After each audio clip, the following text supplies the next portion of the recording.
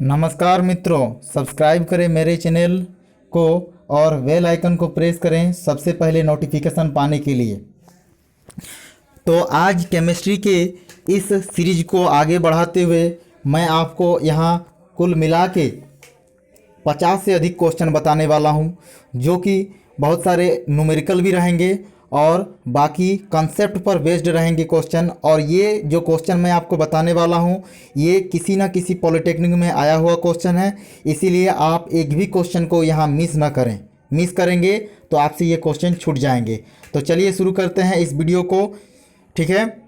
तो देखिए, पहला क्वेश्चन है, जो एग्ज़ाम में पूछा गया था वो है फेराड, ठीक है। फेराड धारिता की इकाई है, इसको ज़रूर याद रखें।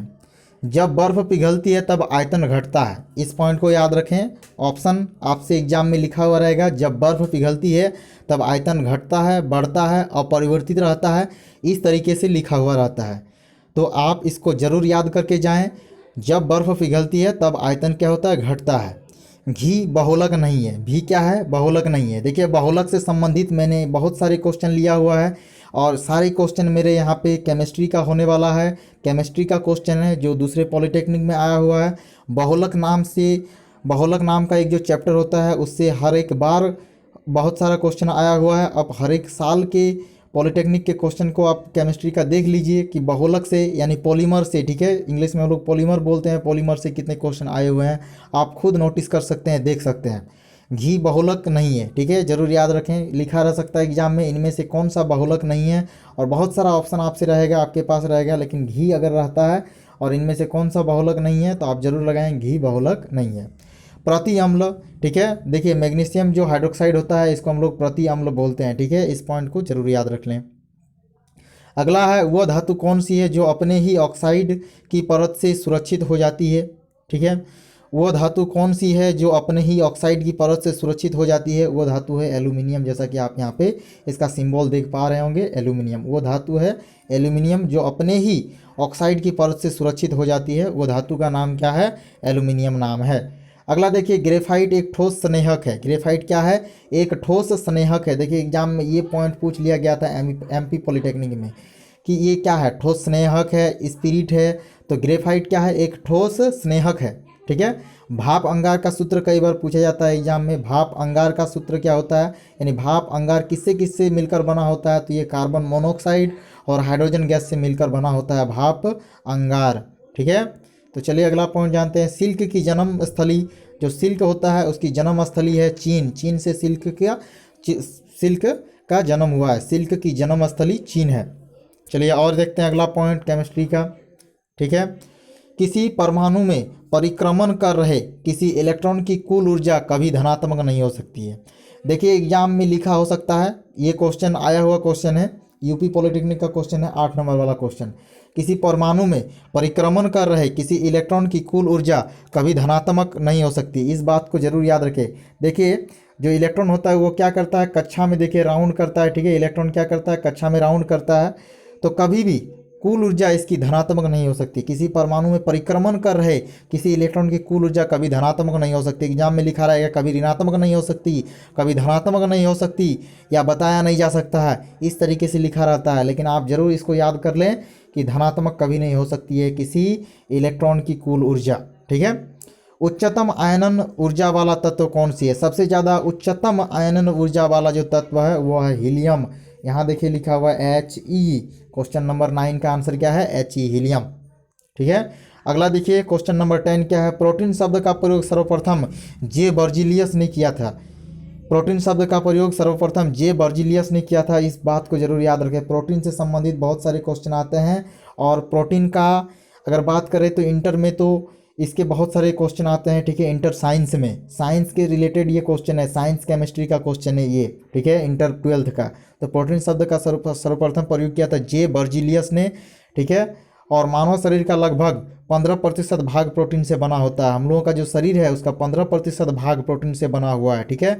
इस पॉइंट को मैंने अलग अलग जगह से ये सारे क्वेश्चन मैंने कलेक्ट किया है, ठीक है, अलग अलग केमिस्ट्री के सेक्शन से। मुझे खुद अनुभव है इस एग्ज़ाम के बारे में, इसलिए मैं आपको बता रहा हूँ, ठीक है। मैंने 2015 में इस एग्ज़ाम को क्रैक किया था। तो मानव शरीर का लगभग 15% भाग प्रोटीन से बना होता है। इस पॉइंट को जरूर याद रख लें, ठीक है। मैं थोड़ा जुगाड़ का इंतज़ार कर रहा हूँ। जैसे ही मेरे पास एक ट्राइपॉड आ जाएगा, मैं आपको पॉलीमर से रिलेटेड जो न्यूमेरिकल क्वेश्चन होते हैं केमिस्ट्री फिजिक्स के, मैं ज़्यादा से ज़्यादा आपको क्वेश्चन कराऊंगा, ठीक है। तो मेरे चैनल को सब्सक्राइब करना बिल्कुल ना भूलें, नहीं तो आपसे ये क्वेश्चन मिस होंगे, ज़रूर मिस होंगे, ठीक है। मैं ये क्लेम करता हूँ, ठीक है। चलिए देखते हैं। सफ़ेद फास्फोरस को शीतल जल में रखा जाता है, जरूर याद रखें। और सोडियम का अगर बात किया जाएगा तो सोडियम को रखा जाता है केरोसिन में, ठीक है, क्योंकि सोडियम बहुत अधिक अभिक्रियाशील तत्व है, इसलिए इसको केरोसिन में डाल के रखा जाता है ताकि इसकी अभिक्रियाशीलता एक मेंटेनेंस में रहे। सफ़ेद फास्फोरस को शीतल जल में रखा जाता है, ठंडे जल में, इसको भी जरूर याद रख रहे हैं। बेरियम हाइड्रोक्साइड को बेराइट वाटर कहते हैं। एग्जाम में ये पूछ लिया गया था कि बेराइट वाटर इनमें से कौन सा है, ठीक है। बेराइट वाटर कौन सा है, तो बेरियम हाइड्रोक्साइड को बेराइट वाटर बोलते हैं, ठीक है।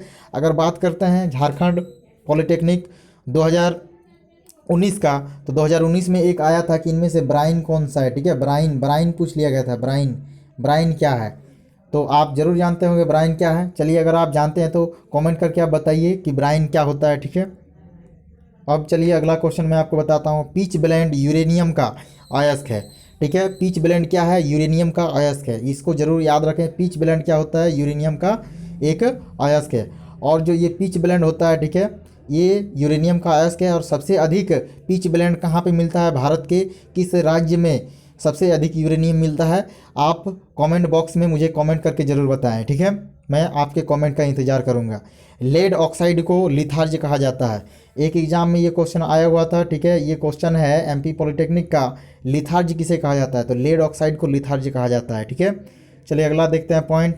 अगला पॉइंट है अमोनियम सल्फेट। अमोनियम सल्फेट जो होता है, देखिए अमोनियम सल्फेट का फॉर्मूला होता है NH2SO4, ठीक है। NH2SO4 में आपसे नाइट्रोजन का प्रतिशत पूछा जाता है, नाइट्रोजन का प्रतिशत भार पूछा जाता है।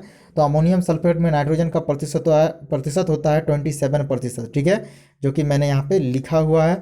आप इसको याद कर लें, या फिर मेरे आप बाकी के वीडियो में देख सकते हैं कि कैसे किसी का प्रतिशत निकाला जाता है, किसी यौगिक में किसी एक तत्व का प्रतिशत भार कैसे निकाला जाता है। मैंने इसके लिए ऑलरेडी वीडियो मैं बना चुका हूँ, ठीक है। अगला है एथिल अल्कोहल का आइसोमर डाइमिथाइल है। देखिए ये पॉलीमर से फिर एक क्वेश्चन आया हुआ है। एथिल अल्कोहल का आइसोमर, आइसोमर जरूर पूछा जाता है आपसे एग्जाम में। एथिल अल्कोहल का आइसोमर है डाइमेथिल ईथर, जरूर इस पॉइंट को याद करके जाएं। अगला है सोल्डर।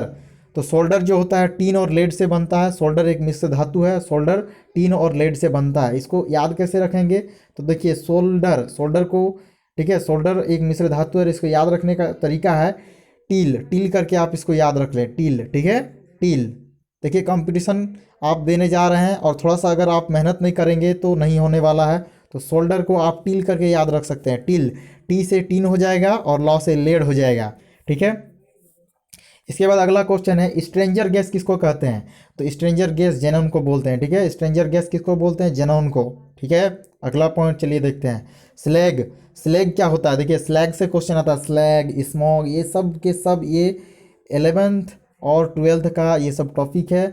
और अगर आप करके नहीं गए तो पॉलिटेक्निक में आपसे ये क्वेश्चन नहीं बनेंगे, ठीक है। आपको लगेगा कि मैंने ये शब्द सुने हैं लेकिन आप बना नहीं पाएंगे।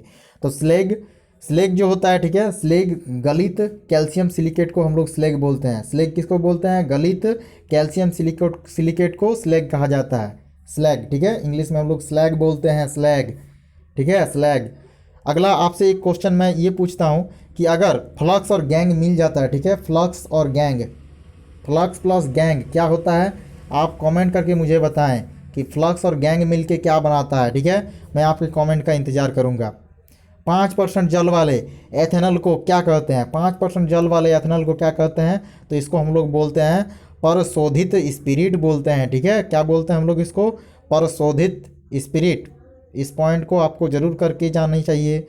5% जल वाले एथेनॉल को क्या कहते हैं, परशोधित स्पिरिट कहते हैं, ठीक है। सीडेराइट, अब देखिए एक क्वेश्चन आता है, सीडेराइट किसका अयस्क है, ऊपर में लिखा रहेगा आयरन का, कपर का, ठीक है, तांबे का, बहुत प्रकार से लिखा रहेगा। तो सीडेराइट आयरन का अयस्क होता है।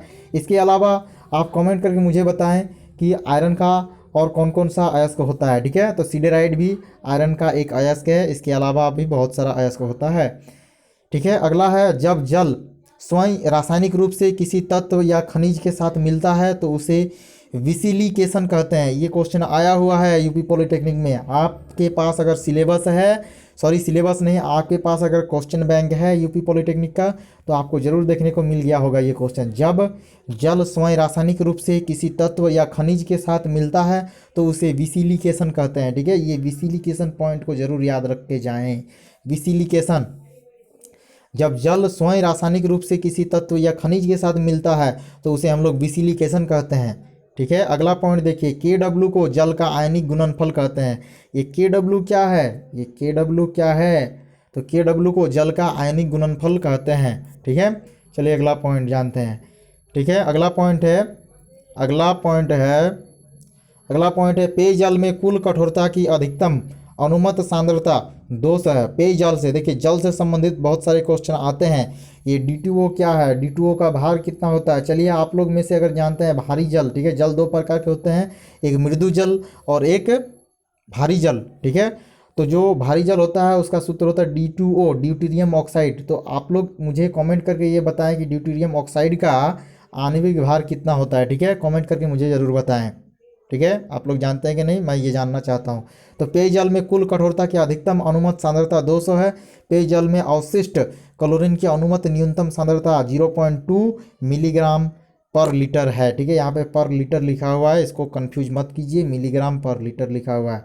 क्या लिखा हुआ है, मिलीग्राम पर लीटर। ठीक है, एक नहीं लिखा हुआ वहाँ पे 0.2 मिलीग्राम। ये कंसेप्ट वाइज क्वेश्चन है। ठीक है, कई सारे एग्जाम में आपको मदद मिलेगी इसमें से। अगर इस पॉलिटेक्निक का क्वेश्चन को कर लेते हैं और आगे भविष्य में आप कोई भी एग्जाम देते हैं, रेलवे का देते हैं, SSC का देते हैं, सारे एग्जाम में आपको मदद मिलने वाला है यहाँ से। तो चलिए अगला देखते हैं। ठीक है, पेट्रोल की स्फोटक रोधी गुणवत्ता बढ़ाने के लिए निम्न में से किसे इस्तेमाल किया जाता है। देखिए पेट्रोल से संबंधित क्वेश्चन आते हैं, ईंधन से संबंधित, पेट्रोल एक ईंधन है। तो पेट्रोल की स्फोटक रोधी गुणवत्ता बढ़ाने के लिए निम्न में से किसे इस्तेमाल किया जाता है, तो टेट्रा एथिल सीसा का प्रयोग किया जाता है उसकी गुणवत्ता बढ़ाने के लिए। ठीक है, ये पॉइंट एक मोस्ट इंपॉर्टेंट पॉइंट है। अगला, मोटर कार के धुएं से मानसिक रोग पैदा करने वाला प्रदूषक है। जरूर याद रखें कि मोटर कार के धुएं से कौन सा रोग उत्पन्न होता है, चमड़े का रोग।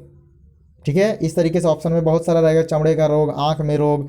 तो जरूर याद करें कि मोटर कार की जो धुआं निकलता है, ठीक है, जो धुआं निकलता है उससे जो रोग होती है वो रोग है मानसिक रोग, ब्रेन रोग। ठीक है, चलिए अगला जानते हैं। तो करने वाला जो प्रदूषक है, ठीक है, वो प्रदूषक का नाम है सीसा। सीसा क्या करता है, ब्रेन रोग को उत्पन्न कर देता है। चलिए अगला पॉइंट जानते हैं। और स्टेनलेस स्टील में टंगस्टन नहीं होता है। स्टेनलेस स्टील में क्या नहीं होता है, ऐसे लिखा रहेगा। तो स्टेनलेस स्टील में टंगस्टन नहीं होता है। खाद्य पदार्थों के संरक्षक के रूप में सोडियम बेंजोएट का प्रयोग किया जाता है। कोई भी खाद्य पदार्थ का हम लोग अगर संरक्षण करते हैं, लंबे समय तक अगर उसको सुरक्षित रखना चाहते हैं सड़ने गलने से, तो सोडियम बेंजोएट का प्रयोग किया जाता है ताकि वो संरक्षक, ठीक है, संरक्षण सही से हो पाए। वायुयान में प्लेटिनम धातु का प्रयोग किया जाता है। देखिए वायुयान जो होता है, हेलीकॉप्टर, एरोप्लेन, ठीक है, या फिर कोई स्पेस, तो वायुयान में प्लेटिनम धातु का प्रयोग किया जाता है। इस पॉइंट को जरूर याद रखें, ये पॉलिटेक्निक में आया हुआ क्वेश्चन है। ठीक है, अब मैं आपको क्या बता दूं कि किस किस पॉलिटेक्निक में आया हुआ, नहीं तो वीडियो काफ़ी लंबा हो जाएगा। और इस तरह का और बहुत सारा क्वेश्चन मैं आपको बताऊंगा, ठीक है, टाइम टू टाइम। तो देखिए अगला क्वेश्चन क्या है, हाइड्रोक्सिल तथा कार्बोनिल समूह के मध्य अभिक्रिया के परिणाम स्वरूप एस्टर समूह बनता है। ये क्वेश्चन आया हुआ क्वेश्चन है कि हाइड्रोक्सिल तथा कार्बोनिल समूह के मध्य अभिक्रिया के परिणाम स्वरूप एस्टर समूह बनता है। इस पॉइंट को जरूर याद रखें। एस्टर समूह